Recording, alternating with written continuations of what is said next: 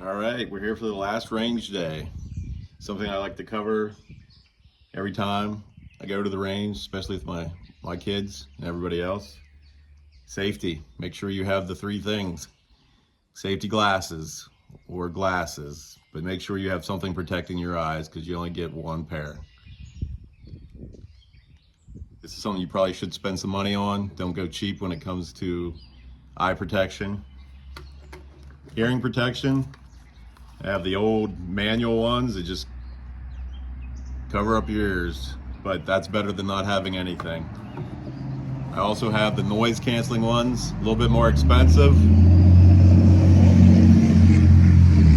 but definitely worth the money.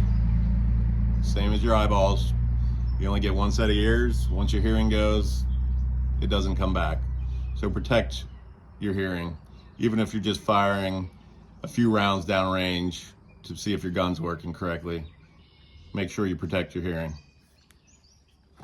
And other issues I always cover is range safety.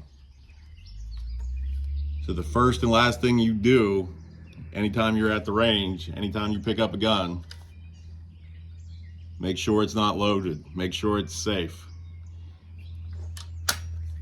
As I tell the boys, always know where you're pointing the gun barrel.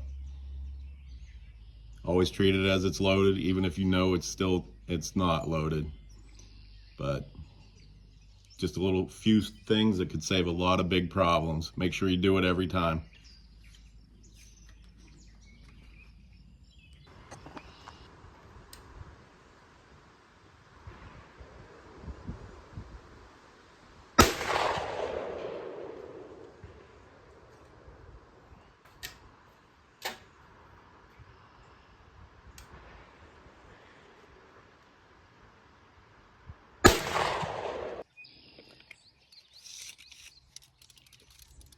All right, let's measure the spread here. From about 20 to 25 yards, I have some stuff going almost about 15 inches.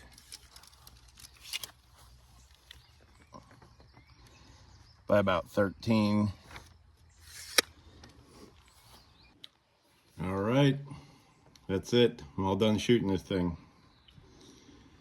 So overall, it definitely held up. I had concerns about the foregrip coming loose. Had concerns about the trigger guard coming loose. Main screw here. None of those things have happened. Biggest issue I've seen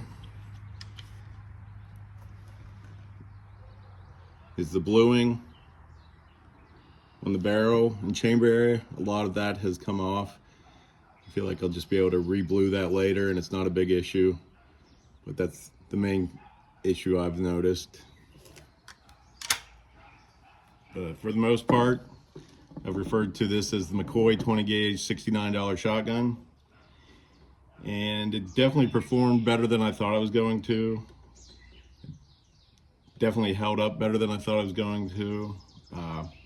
But again, the overall quality of this thing, you definitely would think you paid a lot more for it. You have the vented rib barrel, the 28-inch barrel, walnut grips,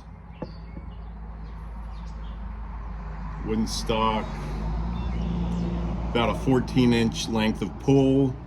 It is from Turkey.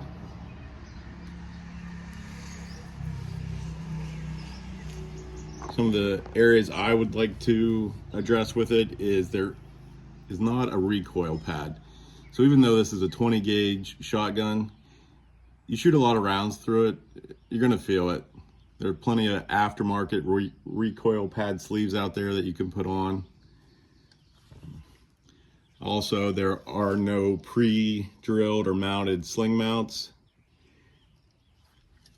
For a shotgun, if you're going to carry it through the woods, I would like to have a sling mounted on it. So not that difficult a task to do yourself if you take your time, tape it off, measure, and it's not that big a deal, but for the price, I wouldn't have expected those, but those are nice to have.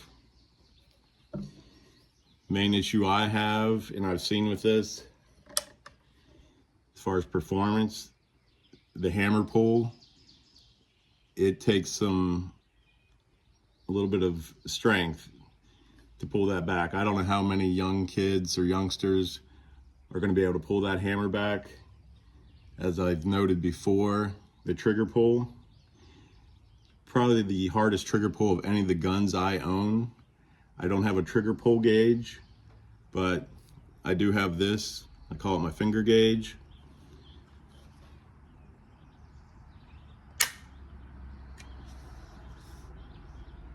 And that is a difficult, hard trigger to pull back.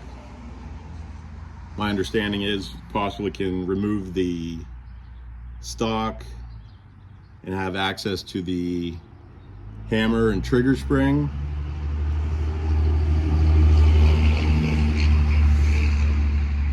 Sorry, we are in central Pennsylvania. But it's a possibility, I believe, to make the trigger pull and hammer pull a little bit less, which would be nice. But overall, it was definitely worth the money. I don't think you can still get these type of guns for that price. I believe I got this at the beginning of what I call the backpack gun and survival gun phase, where people were buying these left and right. So they're definitely more difficult to get now, and you're not gonna see them for the same price. So I wouldn't mind picking up another one of these. If somebody sees these out there for a reasonable price, let me know in the comments. I'd also be interested to hear anybody else's experiences with these guns, anyone that's had them for a significant amount of time and have sent a lot more rounds through it. I'd like to know about the durability and performance issues after sending a lot of rounds.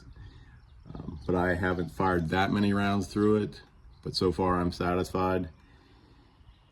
But I definitely would recommend this as a camp gun, a backpack gun, behind the door gun. But as we've shown before, you could easily put that in a backpack or range bag. I don't put my guns in backpacks, but I do put them in range bags. I have a custom fit bag for this that it fits in very nice. I don't like to throw my guns, like I said, in backpacks, but if you're going camping, you definitely could put this in a backpack and take it with you for protection. But overall, this was a very fun project, and I was definitely surprised. I was concerned there was going to be more issues, definitely with possibly pieces coming off, coming loose, durability as far as in performance. I had no misfires. I had no issues with the trigger not functioning properly, other than being a little bit difficult to pull. But I was definitely satisfied, especially for the price I paid. But I'd like to see any comments you have, and we will be picking our next project to do a video on pretty soon. So please stay tuned, and thank you for tuning in to Rocket Ships 49. Have a great day.